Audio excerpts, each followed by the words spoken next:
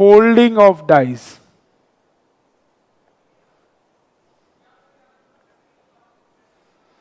And vice versa आता है आपको कि कोई भी एक पासा है, पहले तो आप उसे खोल देते हैं, ठीक है, फिर लपेटते हैं, या आप ये कह सकते हैं प्रसारित पासे का रूप उसे लपेटना, या उल्टा कह सकते हैं लपेटे हुए पासे को प्रसारित रूप में लाना।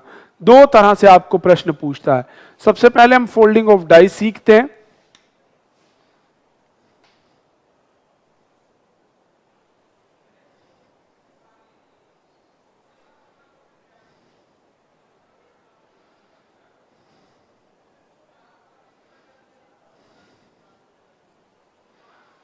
आपको एग्जाम में जो क्वेश्चन होता है वो कुछ इस तरह से होता है।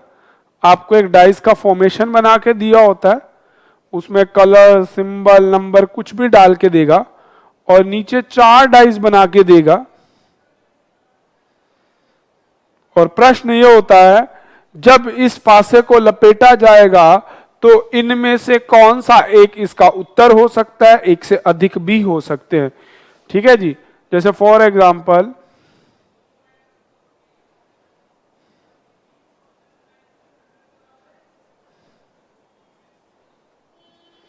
मान लीजिए आपको ये दे दिया, ठीक है।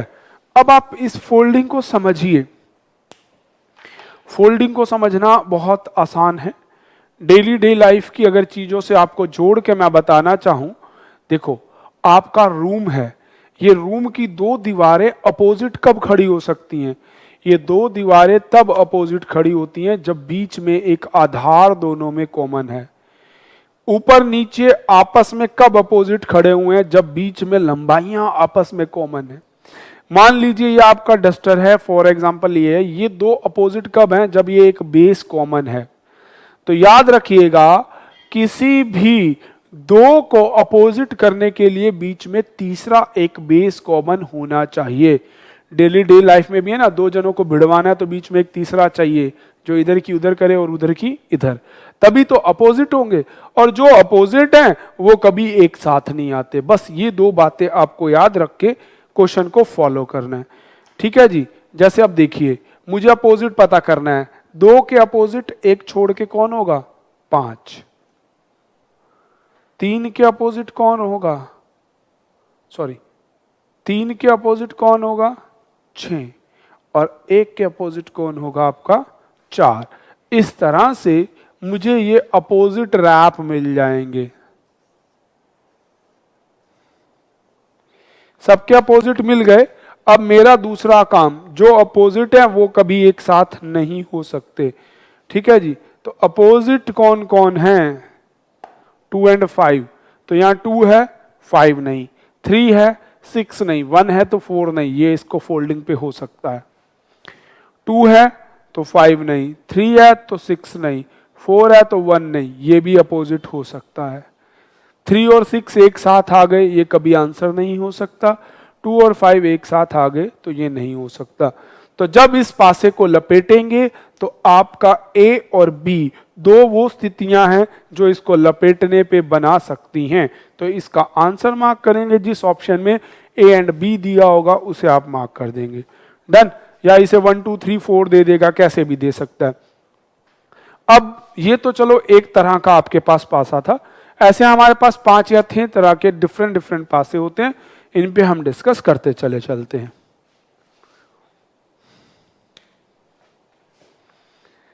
दूसरी स्थिति कुछ ऐसी होती है।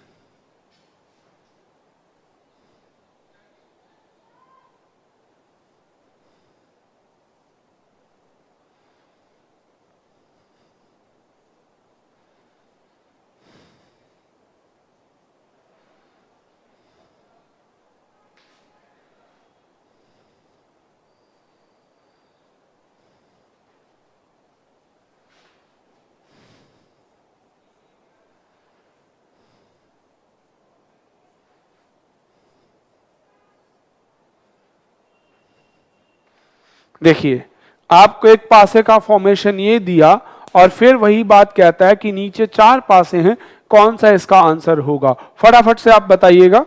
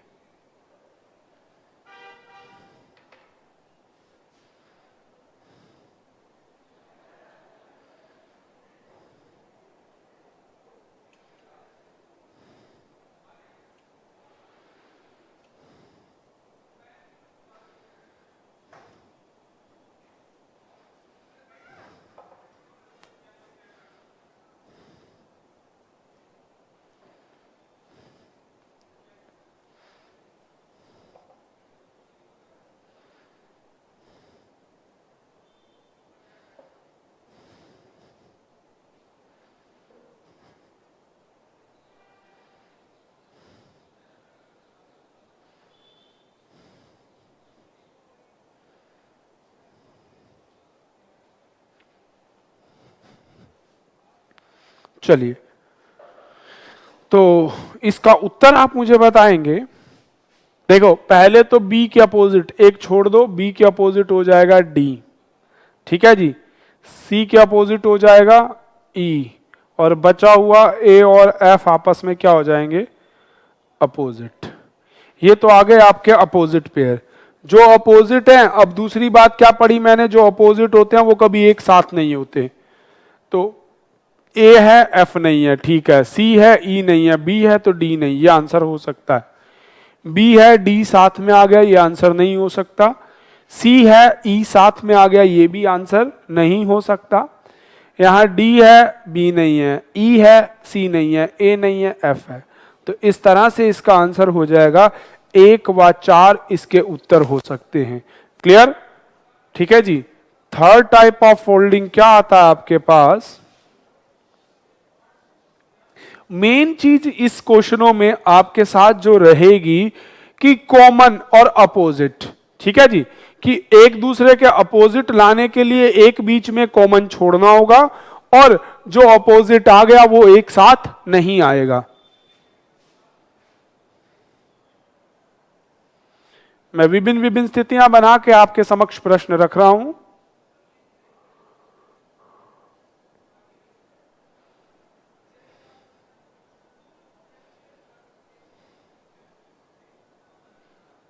मान लो ये है,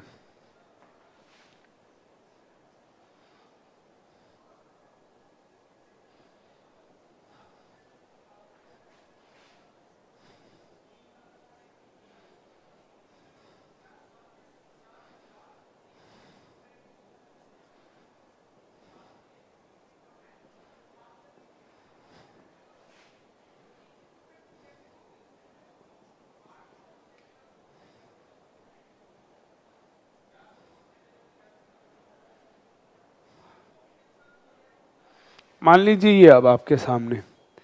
तो let's first get your opposite pair. विपरीत पता कीजिए कौन किसके विपरीत है।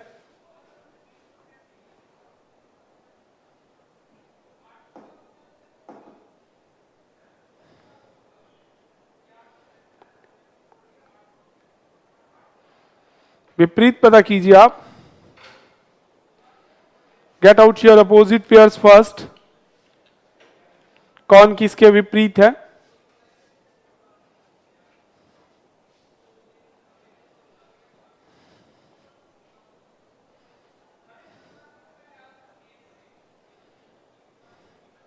चलो विपरीत पता करते हैं। मैंने छोड़ा एक छोड़ के। अब इस केस में हैश के अपोजिट हो जाएगा आपका माइनस, डिवीजन के अपोजिट हो जाएगा आपका प्लस, और परसेंटेज के अपोजिट हो जाएगा आपका मल्टीप्लाई। तो यहां से आपको अपोजिट पेयर मिल गए। अपोजिट मिल गए तो अब जज करते हैं। हैश है, माइनस भी आ गया, ये आंसर नहीं हो सकता। माइनस है, हैश नहीं, मल्टीप्लाई है, प्लस नहीं, डिवीजन, ये आंसर हो सकता है। डिवीजन है, प्लस भी आ गया, ये आंसर नहीं हो सकता। हैश है तो माइनस नहीं है, परसेंटेज है, प्लस नहीं, डिवीजन है, तो ये भी आपका एक आंसर हो सकता है। They both can be a answer. तो इसका आंसर मार्क करेंगे जिस ऑप्शन में लिखा होगा आपका second and fourth dice can be folded by this dice. ठीक है, इस पासे को लपेटने पे ये बी और डी वाला एक पासा बन सकता है। मतलब क्या, एक प्रसारित पासे को लपेटेंगे तो ये इनमें से कोई एक स्थिति आपके समक्ष आ सकती है। ठीक है जी। चलिए नेक्स्ट, 3 फॉर्मेशन हो गई, अब आती है 4th फॉर्मेशन।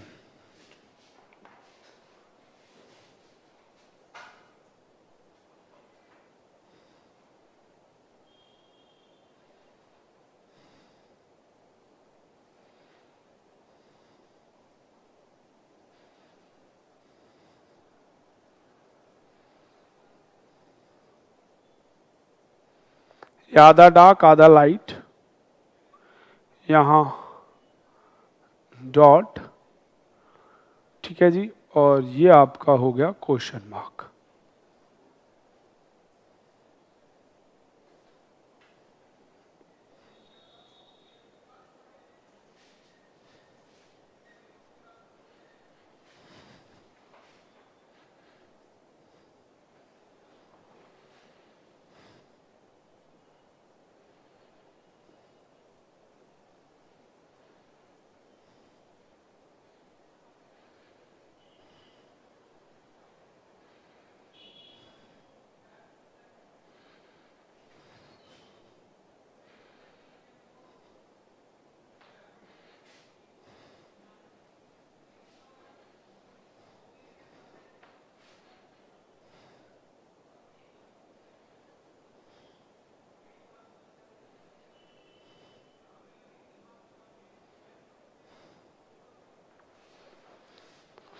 अब आपके पास मैंने ये 4 स्थितियां बनाई इस पास से की, आप अब मुझे बताएंगे कौन सा इसका एक उत्तर हो सकता है।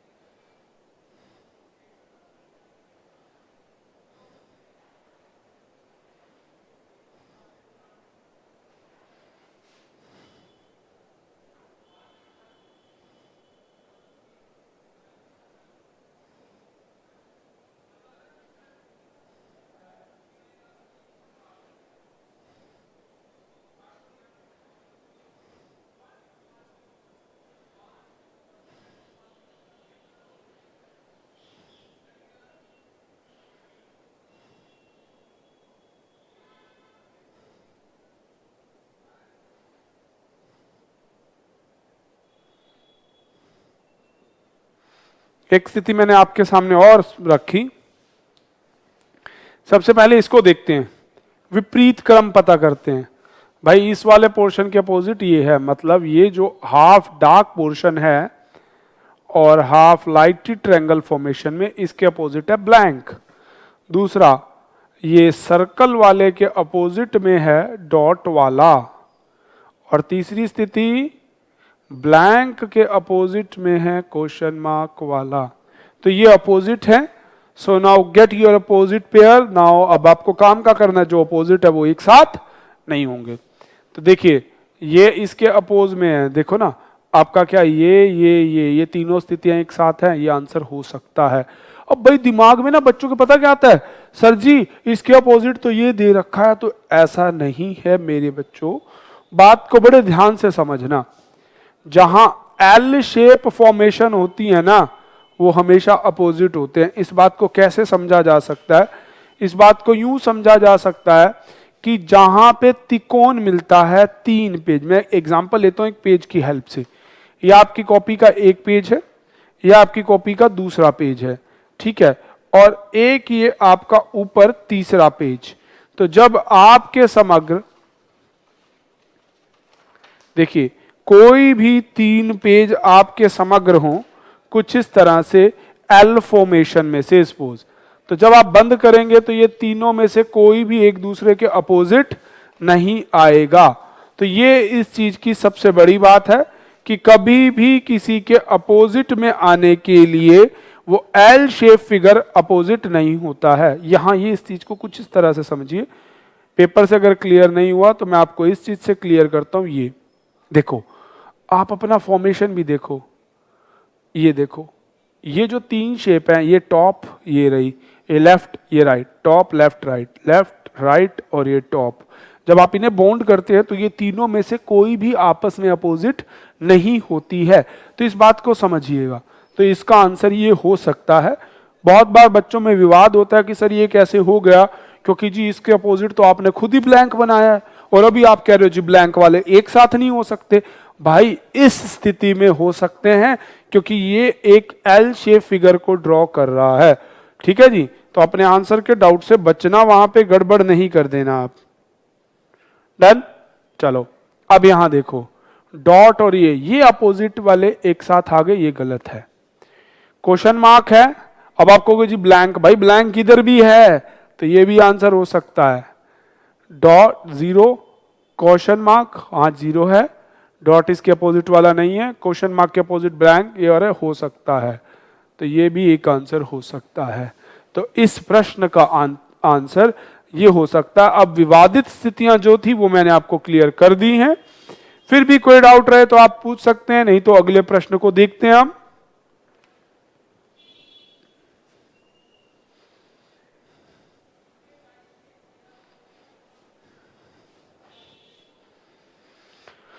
चलिए अब इस स्थिति में आते हैं, यहां पे ये होता है इसके अपोजिट, प्रश्नवाचक के स्थान पर आ जाएगा हैश और प्लस के विपरीत आ जाएगा माइनस। ठीक है जी। और ये जो ब्लैंक है इसके अपोजिट जब आप इन चारों ट्रायंगल को इकट्ठा करेंगे तो कोई ऐसी फिगर बनेगी। देखो ये छोटा पार्ट, इधर से ये छोटा और ये छोटा, तो कुछ ऐसे बनेगा। अब इसके विपरीत क्रम वाले अपोजिट वाले डार्क हैं, तो आप इनके विपरीत को डार्क कर देंगे तो ये स्थिति कुछ इस तरह से आपके सामने उभर के आएगी। ठीक है जी। ये अब अपने आंसर्स के लिए चलते हैं।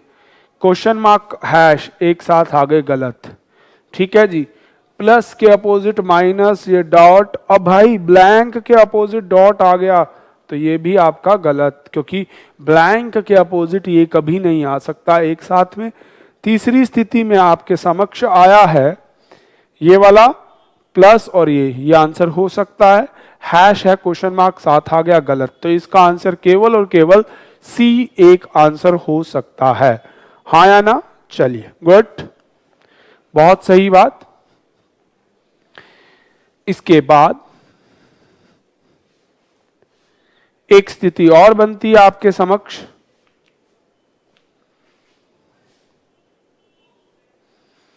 इन्हीं पे ही बेस्ड होती है, इसीलिए मैं इसी के साथ दोनों ही एक साथ बना रहा हूं।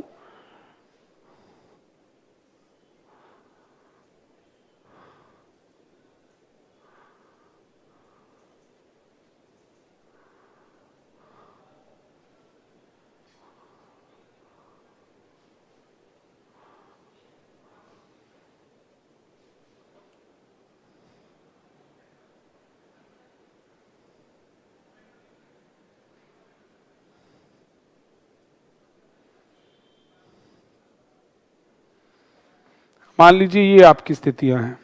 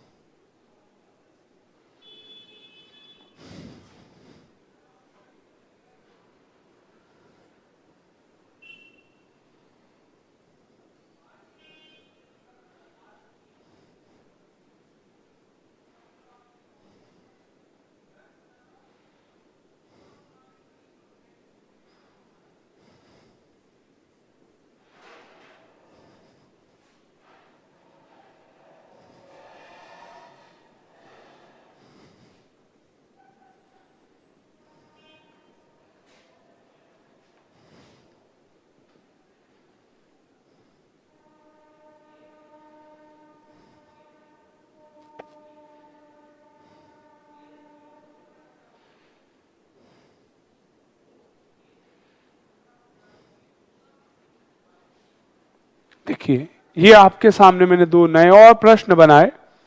अब इस विषय पे थोड़ा सा ध्यान से देखिएगा।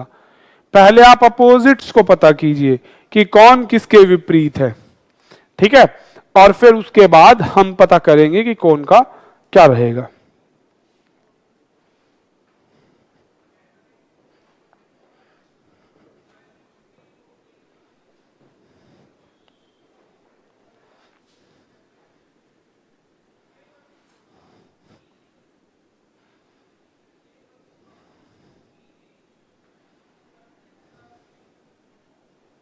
देखिएगा, सबसे पहले अपोजिट पेयर जब पता करेंगे, हैश के अपोजिट चला जाएगा ब्लैंक वाला डिब्बा, प्रश्नवाचक के अपोजिट चला जाएगा प्लस वाला डिब्बा, परसेंटेज के अपोजिट। जब अब ये चारों ट्रायंगल जुड़ेंगी तो इसकी दो एक छोर वाली रंगीन है, तो ये रंगीन और ये रंगीन। तो कुछ इस तरह से आपके सामने स्थिति उभर के आएगी। ठीक है, तो अब विपरीत क्रम को छांटना शुरू कर देते हैं। हैश है तो खैर नहीं, क्वेश्चन मार्क तो ये ठीक हो गया। परसेंटेज है तो ये कलर नहीं है, प्रश्नवाचक है तो ये नहीं है, ये भी एक उत्तर हो सकता है। तीसरी स्थिति ये है हैश और माइनस, ये भी एक आंसर हो सकता है। ये वाली स्थिति के साथ ही है, ये दोनों एक साथ नहीं आ सकते, तो ए बी सी इसका उत्तर हो सकते हैं। भाई अब इस वाली स्थिति में जो प्रश्न बैठता है वो यहां जब देखते हैं ना, जब ये चारों छोटे छोटे हिस्से जुड़ते हैं तो प्लस माइनस डिवीजन और मल्टीप्लाई, ये तो आ जाएंगे सी के अपोजिट, ए के अपोजिट आ जाएगा बी, ई, और बी के अपोजिट आएगा डी। तो जब अब ए बी सी हाँ हो सकते हैं, बी सी और डी ये एक साथ नहीं हो सकते, सी ई और सी और ई एक साथ नहीं हो सकते, तो ये इसका आंसर हो जाएगा फर्स्ट एंड फोर्थ। ठीक है जी।